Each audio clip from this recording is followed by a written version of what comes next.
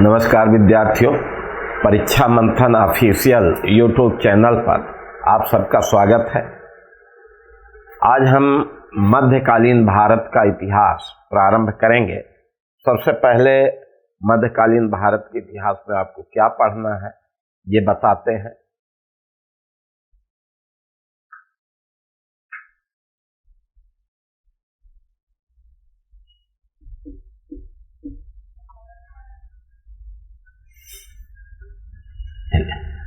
तो देखिए, मध्यकालीन भारत में सबसे पहले तो आप पढ़ेंगे इस्लाम का उदय एवं अरबों की सिंध विजय। यहीं से मध्यकालीन इतिहास हम प्रारंभ करेंगे, क्योंकि मध्यकाल का अधिकांश भाग इस्लामी इतिहास है। तो इस्लाम का उदय और फिर अरबों की सिंध विजय हुई, तो यहीं से हम शुरुआत करेंगे। फिर इसके बाद हम दूसरा आपको तुर्कों का आक्रमण,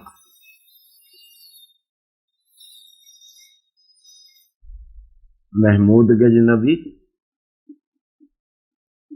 एवं मोहम्मद गोरी,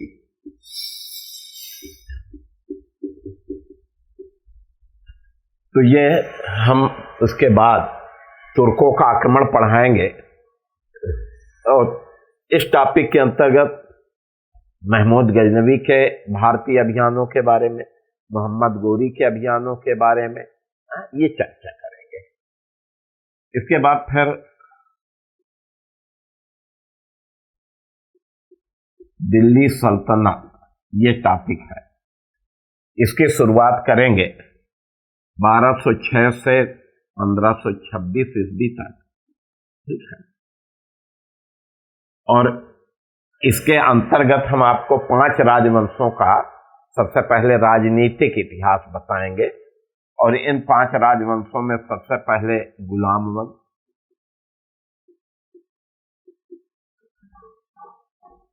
1206 से 1290 तक। दूसरा खिलजी वंश,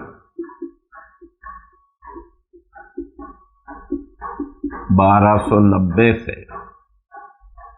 लेकर 1320 ईस्वी तक। तीसरा तुगलक वंश,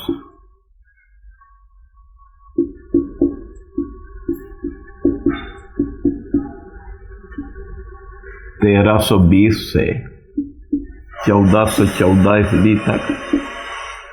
चौथा सैयद वंश,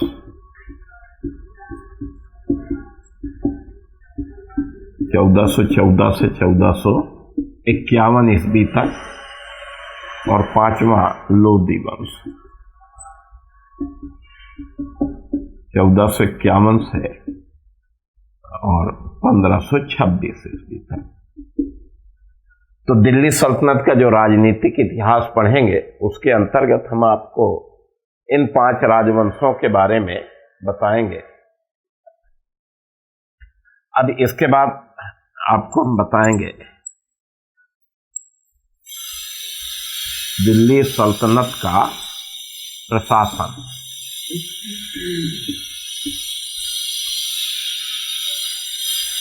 दिल्ली सल्तनत का प्रशासन, ठीक है।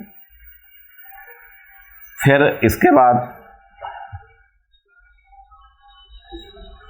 दिल्ली सल्तनत का संस्कृति के बारे में। संस्कृति में मुख्य रूप से आपको कला, साहित्य,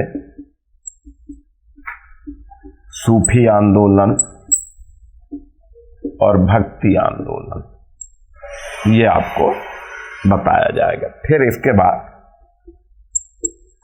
विजयनगर एवं बहमनी राज्य।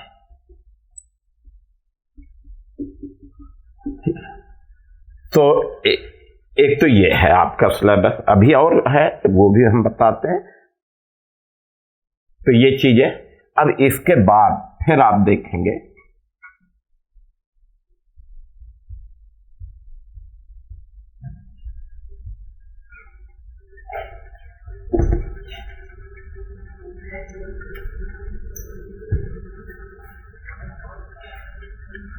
इसके बाद हम आपको मुगल काल के बारे में बताएंगे। मुगल काल 1526 से लेकर के और आप देखेंगे कि 1858 ईस्वी तक चलता रहा।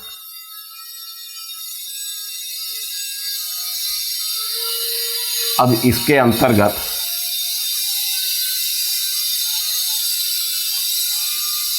बाबर के बारे में,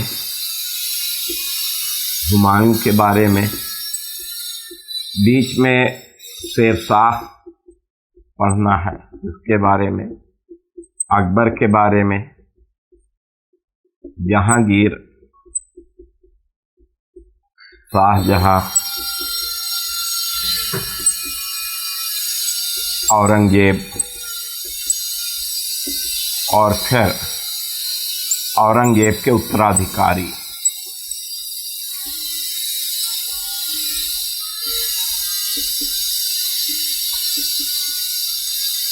तो 1707 से 1858 के बीच में, ठीक है।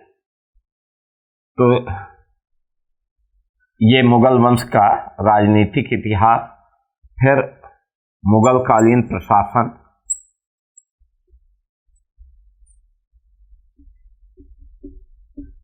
ये पढ़ाएंगे, फिर मुगल कालीन संस्कृति।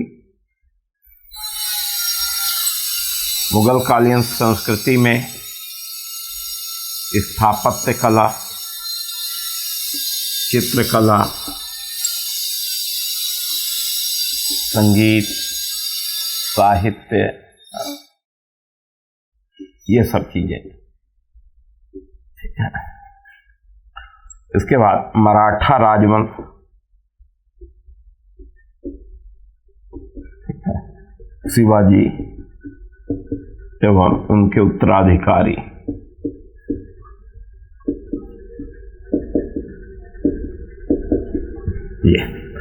ये मुगल काल और मराठा।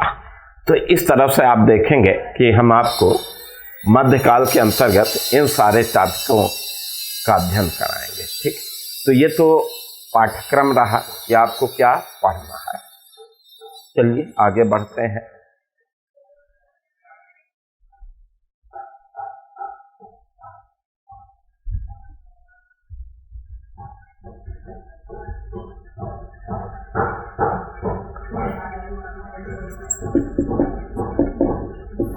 इस्लाम का उदय सबसे पहले यहां आपको बताते हैं। देखिए, इस्लाम शब्द को अगर देखें तो ये अरबी भाषा के दो शब्द से मिलकर बना है। सल यानी शांति और सिल्म अर्थात समर्पण। ये दो शब्द से, अरबी भाषा के ये दो शब्द हैं, सल्म और सिल्म, ठीक। और इन्हीं से मिल करके ये इस्लाम शब्द बना है। यानी इस्लाम वो धर्म है जहां शांति है और ईश्वर के प्रति पूर्ण समर्पण है, ठीक है। अब इस्लाम धर्म का उदय 7वीं शताब्दी में अरब देश में। इस्लाम का उदय कहाँ होता है? 7वीं शताब्दी में अरब में, ठीक। अब इस्लाम के उदय से पहले अरब में अगर आप देखें तो दो चीजें थी। एक तो बहुदेववाद, यहाँ के लोग अनेक कबीलों में बटे होते थे और अनेक देवी देवताओं की पूजा उपासना करते थे और मूर्ति पूजा। अरब में बहुत ज्यादा मूर्ति पूजा प्रचलन में थी। तो ये परिस्थितियां थी। इन्हीं परिस्थितियों में अरब में इस्लाम का उदय होता है, जो बहुदेववाद और मूर्ति पूजा दोनों का विरोध करता है। अब इस्लाम धर्म के प्रवर्तक अगर देखें तो इस्लाम धर्म के प्रवर्तक पैगंबर मोहम्मद साहब।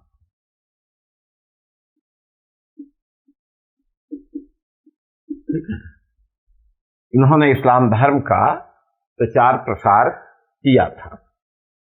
अब पैगंबर मोहम्मद साहब के बारे में अगर देखें तो इनका जन्म 570 ईस्वी में मक्का में कुरैश कबीले में हुआ था।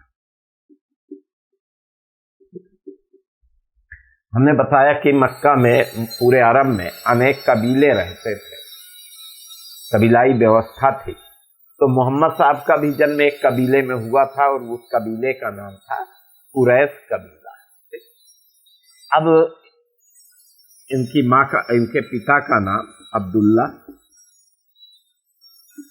और मां का नाम अमीना था। और पिता की मृत्यु तो इनके जन्म से पहले ही हो गई, ये मां के गर्भ में थे तभी, और कुछ दिन बाद माता का भी देहांत हो गया। इनके चचा थे अबू तालिब, इन्होंने इनकी परवरिश की, इनकी देखभाल की। और फिर जब पैगंबर मोहम्मद साहब 25 वर्ष के हुए तो 25 साल की उम्र में इन्होंने एक 40 वर्षीय विधवा खदीजा से विवाह किया। यानी ये 25 साल के थे और इनकी पत्नी खदीजा 40 साल की थी, एक विधवा थी। तो 25 साल की उम्र में खदीजा से विवाह हुआ। ये इनकी प्रथम पत्नी थी, लेकिन 619 ईस्वी में इनकी मृत्यु हो गई। तब इन्होंने इनकी मृत्यु के बाद कई विवाह किए थे। खदीजा से फातिमा नामक पुत्री हुई। फातिमा का विवाह अली के साथ हुआ था। तो अली जो है इनके दामाद थे। अब पैगंबर मोहम्मद साहब की उम्र जब लगभग 40 वर्ष की थी, यानी लगभग 610 ईस्वी में, तभी इन्हें ऐसा आभास हुआ कि ये क्या है, पैगंबर है, नबी है, रसूल है। तो इन्हें लगा कि मैं नबी हूं, रसूल हूं, देवदूत हूं। और इनको आसमान से बहुत सारी आवाजें सुनाई पड़ती थी और जो इनके लिए अल्लाह का निर्देश होता था।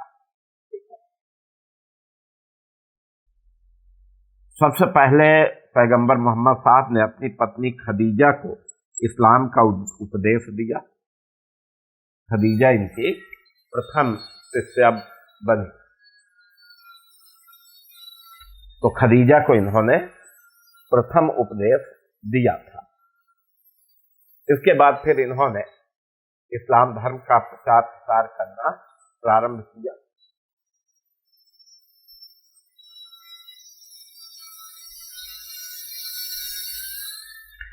अब चूंकि इस्लाम धर्म की मूल बातों में एकेश्वरवाद, केवल अल्लाह की इबादत करना है, उसके अलावा कुछ भी नहीं, और दूसरी चीज मूर्ति पूजा का विरोध है।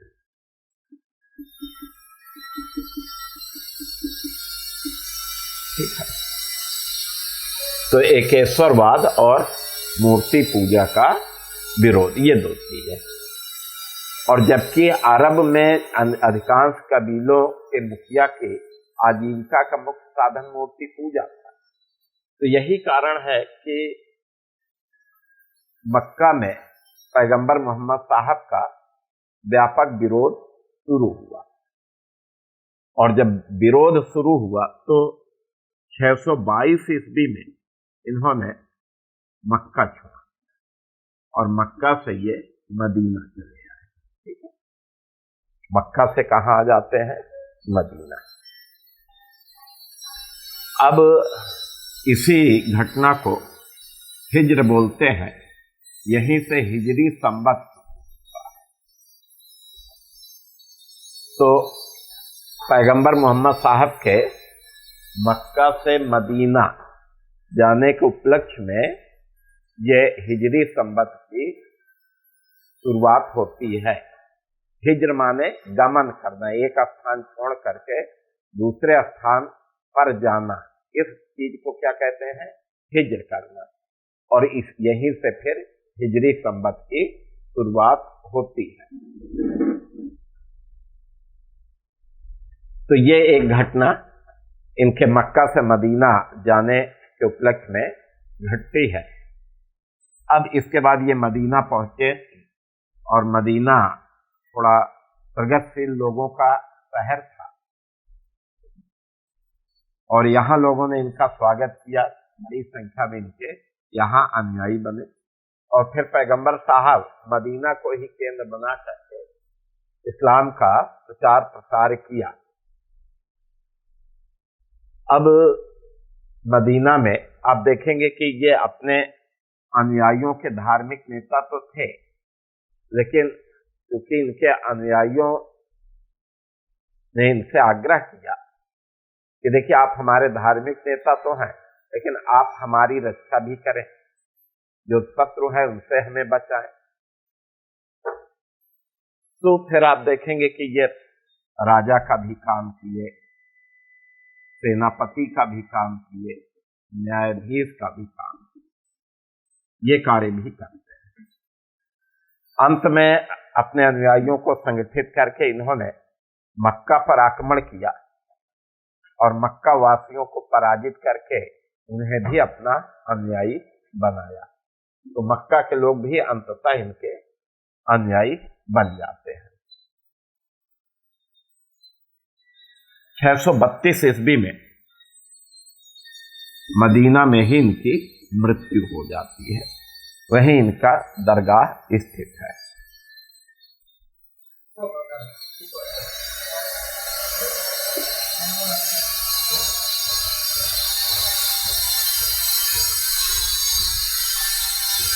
अब इस्लाम धर्म की प्रमुख शिक्षाओं में अगर देखें तो पहली चीज एकेश्वरवाद है। इस्लाम धर्म में एक ही ईश्वर पर विश्वास पे बल दिया गया कि केवल अल्लाह की ही इबादत करना है, इसके अतिरिक्त अन्य किसी की। ठीक है। दूसरी चीज आप देखेंगे कि मूर्ति पूजा का विरोध। इस्लाम धर्म में मूर्ति पूजा का विरोध किया गया है। तीसरी चीज अच्छे कर्मों पर बल। इस्लाम धर्म अच्छे कर्म पर बल देता है कि अच्छे कर्म करना चाहिए, बुरे कर्म का बुरा फल मिलेगा, अच्छे कर्म का अच्छा फल मिलेगा। फिर चौथी चीज अगर आप देखें तो स्वर्ग एवं नरक पर विश्वास। इन पे ये विश्वास करते हैं, स्वर्ग एवं नरक में ये क्या करते हैं? विश्वास। भाईचारा एवं समानता पर बल। भाईचारा समानता पर बल दिया जाए। तो ये प्रमुख बातें हैं, मुख्य सिद्धांत हैं इस्लाम धर्म के। अब इस्लाम के कर्तव्य अगर देखें तो इस्लाम के जो अनुयायी हैं वो मुसलमान कहलाते हैं और इनका पवित्र धर्म ग्रंथ कुरान शरीफ है, जो अरबी भाषा में लिखा गया है, रचा गया है। ठीक है। तो ये इस्लाम के अनुयायी क्या कहलाते हैं? मुसलमान। और मुसलमानों का पवित्र धर्म ग्रंथ है कुरान शरीफ है, अरबी भाषा में रचा गया। इसे आसमानी पुस्तक भी कहा जाता है कि ईश्वर ने आसमान के से पृथ्वी पर इसे उतारा है। अब मुसलमानों के लिए कुल 5 कर्तव्य बताए गए कि प्रत्येक मुसलमान को 5 कर्तव्य का पालन करना चाहिए।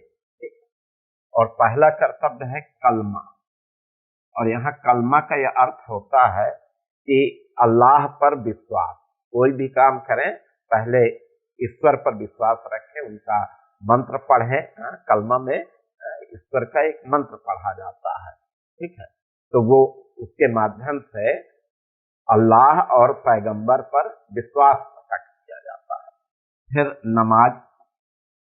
प्रत्येक मुसलमान को दिन में 5 वक्त की नमाज पढ़ने के लिए कहा गया है कि 5 बार सुबह से रात तक 5 बार नमाज पढ़ना है। फिर तीसरी चीज क्या है कि रोजा। तो वर्ष में एक बार जब रमजान का महीना आता है तो रमजान के महीने में प्रत्येक मुसलमान को सूर्योदय से लेकर सूर्यास्त तक बिना अन्न जल ग्रहण किए रहना है, अल्लाह की इबादत करना है। चौथा ज़कात। ज़कात क्या होता है? धार्मिक दान होता है। तो जो धनी मुसलमान है, जिनके पास धन है, वो अपनी आमदनी का 2.5% जो है ज़कात करें, दान दें, गरीबों में बांटें, मस्जिद के लिए दें। और 5वां कर्तव्य है हज। प्रत्येक मुसलमान को अपने जीवन में कम से कम एक बार हज करना चाहिए और हज में मक्का की यात्रा करनी होती है। तो ये मुसलमानों के 5 कर्तव्य बताए गए हैं कि ये 5 कर्तव्य हैं।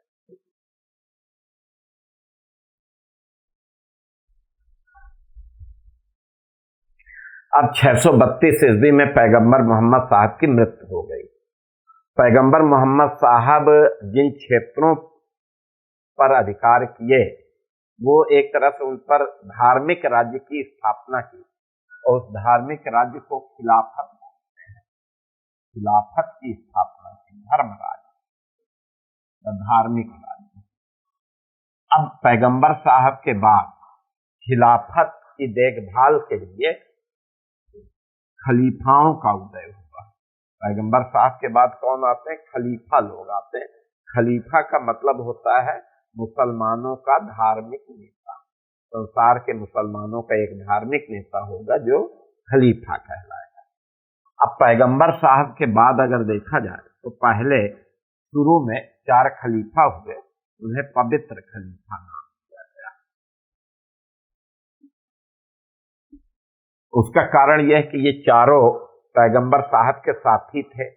पैगंबर साहब के साथ कंधा मिला करके इस्लाम का प्रचार किया था। और दूसरी चीज यह है कि सर्वसम्मति से इनका निर्वाचन किया गया था, इसलिए ये पवित्र कहलाता है। सबसे पहले हजरत अबू बकर हुए, प्रथम खलीफा इन्हीं को माना जाता है। 632 से 34 तक 2 साल तक ये हजरत अबू बकर हुए और जो भी ईश्वर के आदेश थे उसी के अनुसार इन्होंने कार्य किया, शासन किया। फिर आप देखेंगे कि हजरत उमर दूसरे खलीफा हुए 634 से 44 तक। अब हजरत उमर के समय में विजय अभियान बहुत सफल रहा। इन्हीं के समय में आप देखेंगे कि ईरान, इराक, सीरिया, मिस्र, ये सब क्षेत्रों को जीत करके खलीफा के राज में मिला लिया गया। ठीक है। और फिर आप देखेंगे कि इन्हीं के समय में 636 ईस्वी में अरबों का पहली बार भारत पर आक्रमण हुआ, लेकिन यह आक्रमण विफल रहा। अरबों को पराजित होकर के भारत से वापस जाना पड़ा था। तो भारत पर अरबों का पहला आक्रमण किसके शासन काल में हुआ था? खलीफा उमर के काल में 636 ईस्वी में हुआ था, लेकिन विफल रहा। अब बाकी खलीफा उमर ने भू राजस्व की व्यवस्था की, भू राजस्व वसूली का भू बंदोबस्त स्थापित किया, जनगणना से संबंधित कुछ कार्य किए। तीसरे खलीफा हजरत उस्मान 644 से 56 तक, ये तीसरे खलीफा। इनके समय में भी विजय अभियान होते रहे। इन्हीं के समय में 651 ईस्वी में कुरान शरीफ का अरबी भाषा में संकलन हुआ। तो कुरान शरीफ में जो भी आयतें हैं, पैगंबर मोहम्मद साहब वो कहीं भी लिख करके छोड़ गए थे, लेकिन वो सब बिखरी हुई सामग्री थी। लेकिन उन सब को बड़े क्रमबद्ध तरीके से 651 ईस्वी में इन्हीं के समय में कुरान शरीफ को एक जगह संकलित कर दिया गया। चौथे खलीफा अली थे। अली पैगंबर साहब के दामाद भी थे। 656 से 61 तक खलीफा रहे और कुछ समय के लिए इन्होंने कूफा में भी अपनी राजधानी बनाई। बाकी सभी खलीफाओं की राजधानी मदीना, पवित्र खलीफाओं की राजधानी कहाँ थी? मदीना। लेकिन इन्होंने अपना कुछ समय के लिए कूफा को अपनी राजधानी बनाई। तो ये पहले 4 खलीफा पवित्र खलीफा कहलाते हैं।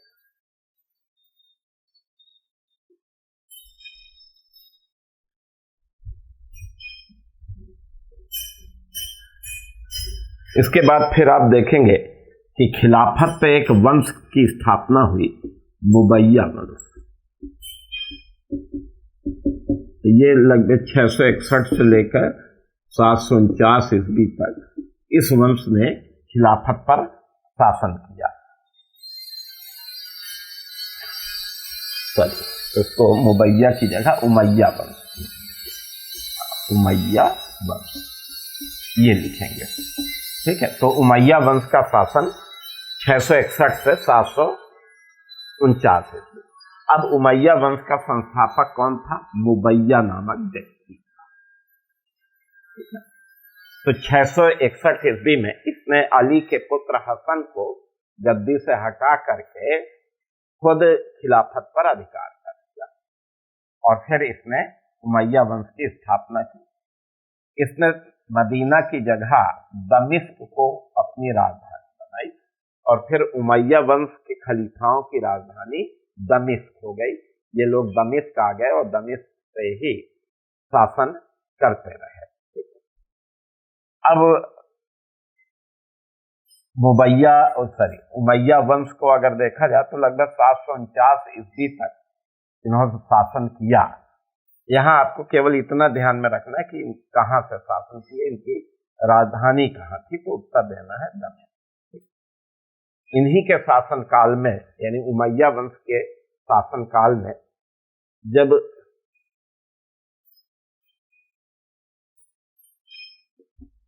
खलीफा वाजिद थे, इन्हीं के समय में 712 ईस्वी में अरबों ने सिंध विजय की थी। ये घटना आगे हम पढ़ाएंगे, सिंध विजय, लेकिन वो इन्हीं के समय में, वालिद के समय में ये आक्रमण हुआ था। अब 749 ईस्वी में उमैया वंश समाप्त हुआ, एक नया राजवंश आया खिलाफत पर और उसे अब्बासी वंश कहते हैं।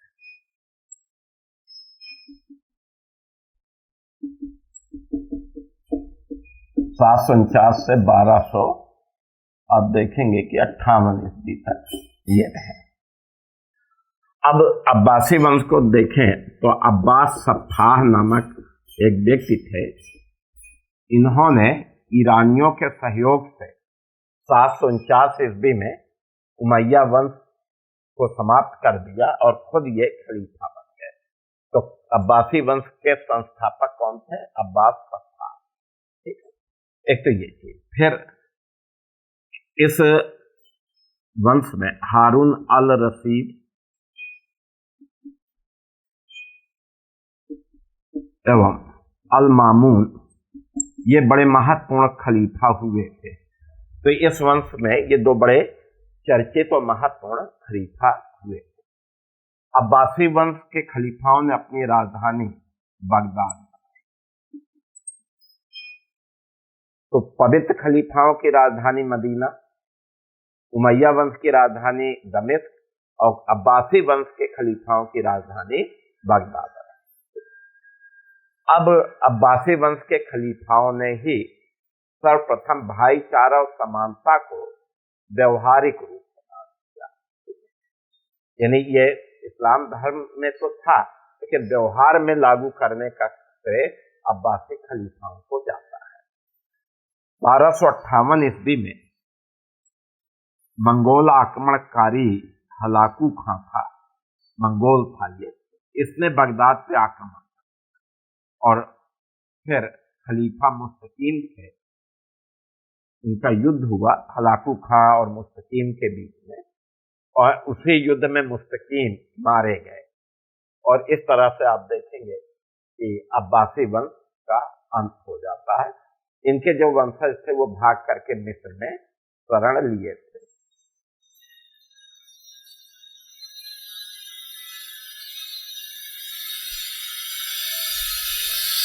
तो ये हमने आपको इस्लाम के उदय के संदर्भ में चर्चा की, पैगंबर मोहम्मद साहब और खलीफाओं के बारे में बताया है।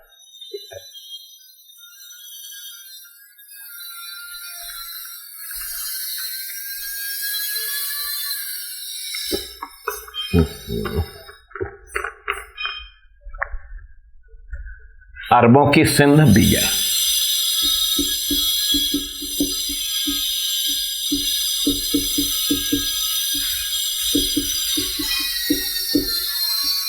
अब इसके बाद हम आपको ये टॉपिक लेंगे, अरबों की सिंध विजय।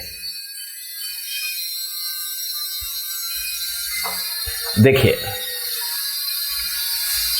712 ईस्वी में अरबों ने सिंध की विजय की। 712 ईस्वी में अरबों ने सिंध की विजय की और इस सिंध विजय का, अरबों द्वारा सिंध विजय का उल्लेख किसी भारतीय ग्रंथ में नहीं मिलता है। वास्तव में इसकी जानकारी हमें कुछ अरबी स्रोतों से ही मिल पाती है और इसमें अगर आप देखें तो एक जो है अरबी ग्रंथ है किताब फुतूह अल बुल्दान।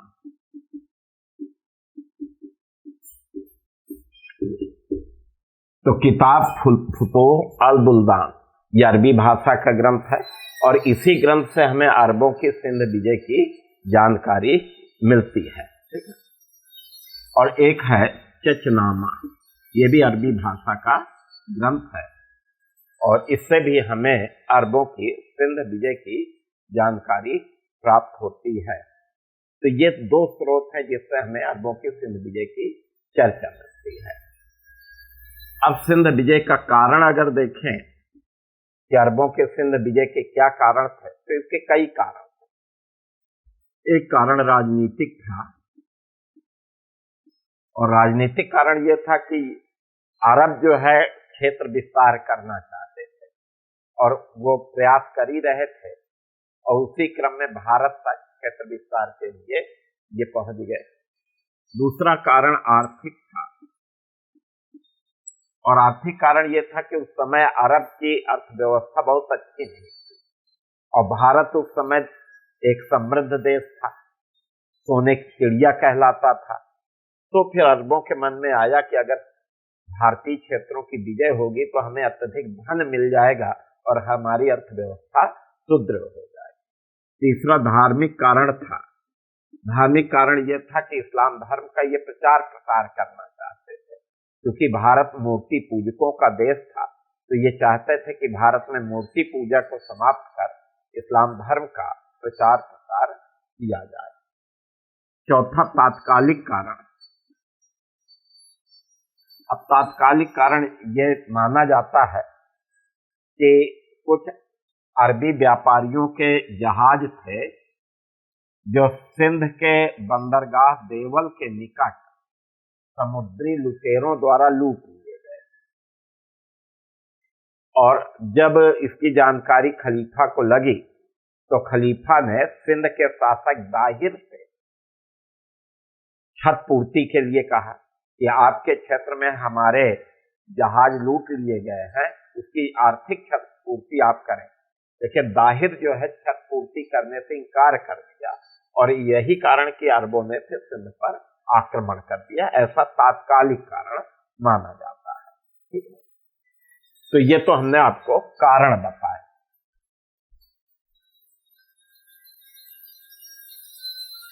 अब 711 ईस्वी में खलीफा के उत्तरी क्षेत्र के गवर्नर, ईरान क्षेत्र के गवर्नर अल हज्जाज ने खलीफा वालिद से सिंध पर आक्रमण करने की अनुमति प्राप्त कर ली। तो यह अल हज्जाज कौन थे? ईरान क्षेत्र के गवर्नर थे। खलीफा कौन थे? वालिद थे। इनसे इसने सिंध पर आक्रमण करने की आज्ञा प्राप्त कर ली, ठीक है।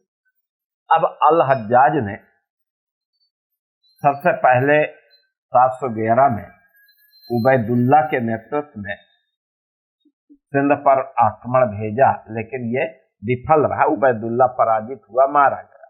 फिर बुदैल के नेतृत्व में एक आक्रमण हुआ और ये भी असफल रहा। इसी क्रम में 712 ईस्वी में अल हज्जाज ने अपने दामाद मोहम्मद बिन कासिम के नेतृत्व में, यह अल हज्जाज का दामाद था, 17 वर्ष का युवक था मोहम्मद बिन कासिम। इसने 712 ईस्वी में सिंध पर आक्रमण किया। इस समय सिंध का शासक दाहिर था, जिसकी राजधानी अरोर थी। अरोर से शासन करता था ये, ठीक है। अब मोहम्मद बिन कासिम एक बड़ी सेना के साथ सिंध पर आक्रमण करता है। सबसे पहले देवल बंदरगाह एक शहर था, यहाँ आक्रमण करता है और दाहिर का चचेरा भाई यहाँ शासन करता था, उसको पराजित करके देवल पर अधिकार कर देता है। इधर देवल के अधिकार में कुछ विश्वासघातियों की भी भूमिका मानी जाती। फिर नीरून, तो अगला आक्रमण इसका कहाँ होता है? नीरून पर होता है, और ये बौद्धों के नियंत्रण में नीरून था, और यहाँ बौद्धों ने आत्मसमर्पण कर दिया। नीरून पर भी इसका अधिकार हो गया। तो देवल के बाद नीरून। अब मोहम्मद बिन कासिम आगे बढ़ा और उसने सिंध के एक महत्वपूर्ण नगर सेहवान पर आक्रमण किया। यहाँ दाहिर का एक भतीजा बजेहरा शासन करता था, लेकिन उसने आत्मसमर्पण कर दिया, तो सेहवान पर भी अधिकार हो गया। अब दाहिर को जब सूचना मिली कि कई क्षेत्रों पर इसका अधिकार हो गया, तो दाहिर अपनी राजधानी अरोर को छोड़ करके राओर के किले में आके छिप। अब मोहम्मद बिन कासिम ने सीधा राओर के किले पर आक्रमण किया, और यहाँ पर फिर मोहम्मद बिन कासिम और दाहिर के बीच भीषण युद्ध हुआ। तो मोहम्मद बिन कासिम और सिंध के राजा दाहिर के बीच में किस स्थान पर युद्ध होता है? राओर के मैदान में। इसी युद्ध में राजा दाहिर मारा गया। दाहिर की मृत्यु के बाद उसकी पत्नी रानाबाई ने भी युद्ध किया, लेकिन अपने मान सम्मान की रक्षा के लिए उसने जौहर व्रत किया, स्वतः कई महिलाओं के साथ आग में जला लिया। तो राओर के किले पर भी इसका अधिकार हो गया।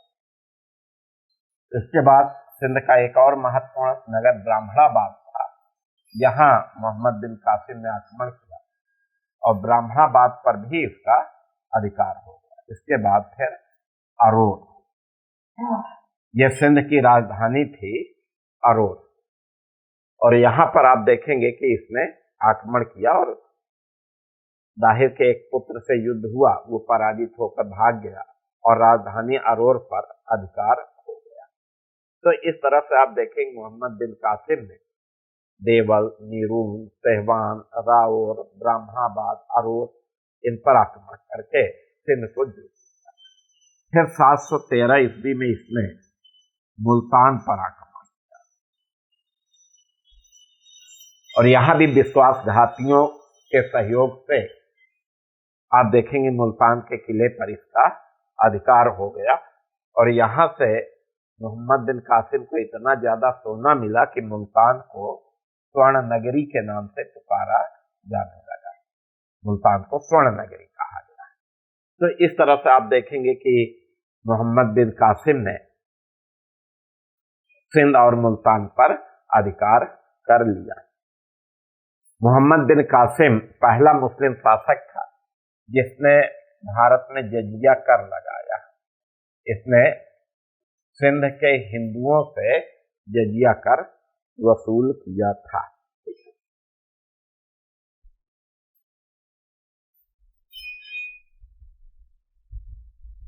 अब इस तरह से आप देखेंगे सिंध पर मोहम्मद बिन कासिम का अधिकार हो गया।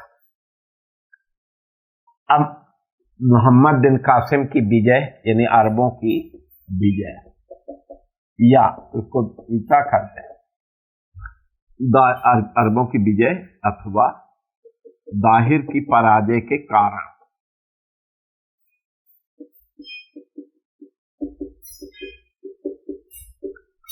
तो अरबों की विजय या दाहिर के पराजय के क्या कारण थे? देखिए, अरबों की विजय या दाहिर की पराजय किसी एक कारण का परिणाम नहीं था। इसके लिए कई कारक उत्तरदायी थे। पहली चीज तो यह था कि दाहिर अरबी आक्रमण के प्रति गंभीर नहीं था। बड़ी गंभीरता से इस आक्रमण को नहीं लिया, हल्के में लिया, और इसके कारण दाहिर क्या हो गया? पराजित हो गया। फिर दाहिर की सेना,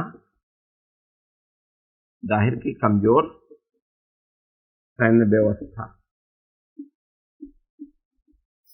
देखिए, मोहम्मद बिन कासिम की तुलना में दाहिर की जो सेना थी वो छोटी थी और उतनी प्रशिक्षित भी नहीं थी, जबकि मोहम्मद बिन कासिम की सेना बड़ी थी और वो अधिक प्रशिक्षित थी। इसलिए आप देखेंगे कि मोहम्मद बिन कासिम विजयी हुआ, दाहिर पराजित हो जाता है। तीसरा कारण अगर देखा जाए तो दाहिर को अपने प्रांतपतियों एवं अधिकारियों का सहयोग न मिलना है।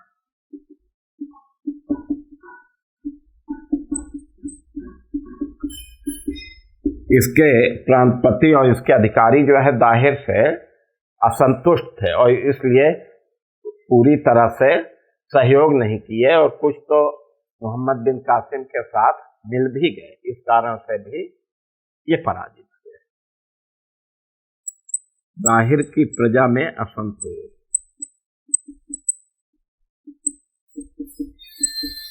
देखिए, दाहिर के राज्य की जो जनता थी, सिंध की जनता थी, वो राजा दाहिर से संतुष्ट नहीं, और समाज के कई वर्ग जो है, बौद्ध थे, जाट थे, वो मोहम्मद बिन कासिम के साथ मिल गए।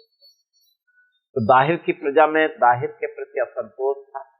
इस कारण से भी आप देखेंगे कि ये पराजित हो गया। और फिर विश्वासघातियों की भूमिका।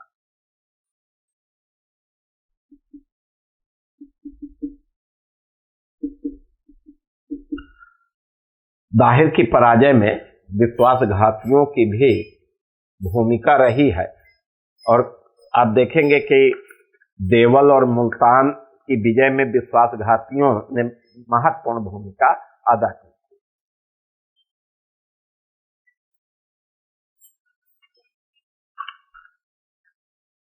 तो अरबों की सिंध विजय या दाहिर की पराजय किसी एक कारण का परिणाम नहीं था। आप देखेंगे कि इसके लिए कई कारक उत्तरदायी थे। दाहिर अरबी आक्रमण के प्रति गंभीर नहीं था। दाहिर की सेना मोहम्मद बिन कासिम की तुलना में छोटी थी, उतनी प्रशिक्षित नहीं थी। दाहिर को अपने प्रांतपतियों अधिकारियों का सहयोग नहीं मिल पाया। दाहिर की प्रजा में असंतोष था और विश्वासघातियों की भी भूमिका थी।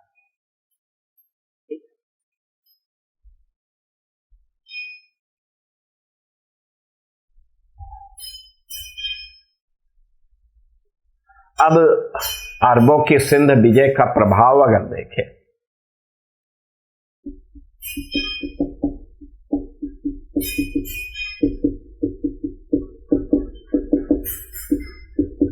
तो देखिए, अरबों के सिंध विजय का राजनीतिक, आर्थिक, सामाजिक, सांस्कृतिक अनेकों प्रभाव पड़े।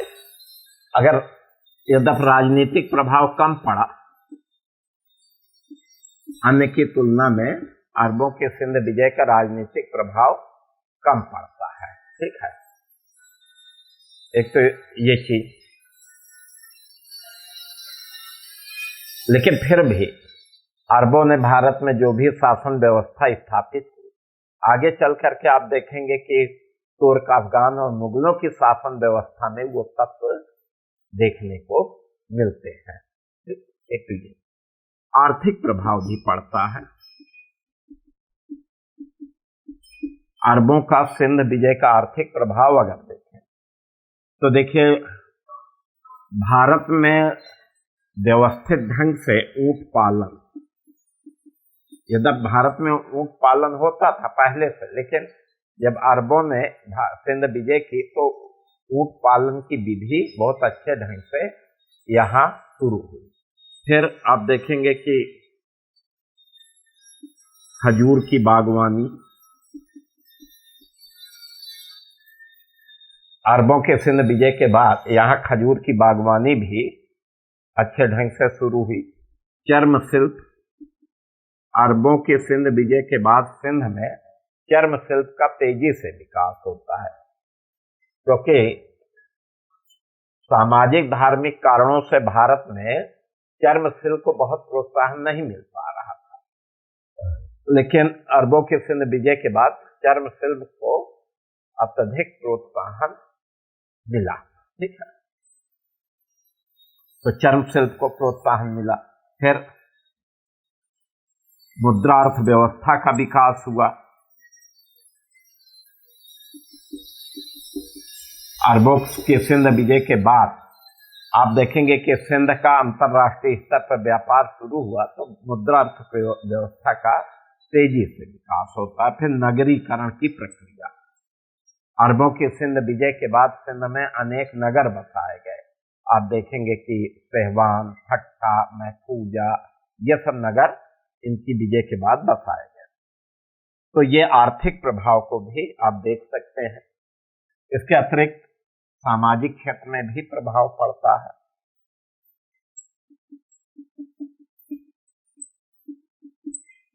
अब सामाजिक प्रभाव अगर देखें तो देखिए, जब अरबों ने सिंध विजय की तो बड़ी संख्या में मुस्लिम समुदाय सिंध में बस गए, और जब सिंध में बस गए तो यहाँ भी भाईचारा एवं समानता जैसे सिद्धांत का विकास होता है। फिर क्योंकि मुसलमानों में पर्दा प्रथा भी थी, तो अरबों के सिंध विजय के बाद जब सिंध में बड़ी संख्या में मुसलमान बसे और उनमें पर्दा प्रथा थी, तो भारत में पर्दा प्रथा भी शुरू हो जाती है। तो ये सामाजिक क्षेत्र में प्रभाव देख सकते हैं। सांस्कृतिक क्षेत्र में भी प्रभाव पड़ा। आप देखेंगे कि अरबों के सिंध विजय के बाद ही सिंधी भाषा का विकास हुआ। पहले अरबों के सिंध विजय से पहले सिंधी बोली होती थी, भाषा, लेकिन अरबों के सिंध विजय के बाद सिंधी भाषा का विकास हुआ, और सबसे पहले कुरान शरीफ का सिंधी भाषा में ही अनुवाद हुआ। तो कुरान शरीफ का सबसे पहले किस भाषा में भारत में अनुवाद हुआ? सिंधी भाषा में। ठीक, इसके बाद फिर आप देखेंगे कि अरब के अनेक विद्वान भारत आए और यहाँ अनेक जगह शिक्षा ग्रहण किए, संस्कृत भाषा पढ़े, और फिर अरबों ने भारत के अनेक संस्कृत ग्रंथों का अरबी भाषा में अनुवाद किया। आयुर्वेद का अनुवाद, पूरे सिद्धांत का अनुवाद, ठीक है, चरक संहिता, सुश्रुत संहिता, पंचतंत्र, तमाम इस तरह के ग्रंथों का अरबी भाषा में क्या होता है? अनुवाद होता है। अरब के लोग भारत की चिकित्सा पद्धति से बहुत प्रभावित थे, गणित से प्रभावित थे, ठीक है, और आप देखेंगे कि भारत की जो दशमलव पद्धति है वो भारत से जाकर के अरब में विकसित हुई, और फिर अरब से पश्चिमी देशों में जाकर के विकसित होती है। फिर सांस्कृतिक आदान प्रदान भी शुरू हो गया। तो अरबों की सिंध विजय का हम राजनीतिक, आर्थिक, सामाजिक और सांस्कृतिक क्षेत्र में प्रभाव देख सकते हैं। तो अरबों के सिंध विजय का यद्यपि राजनीतिक क्षेत्र में प्रभाव कम पड़ा, लेकिन आर्थिक, सामाजिक और सांस्कृतिक क्षेत्र में इनका प्रभाव अधिक पड़ता है।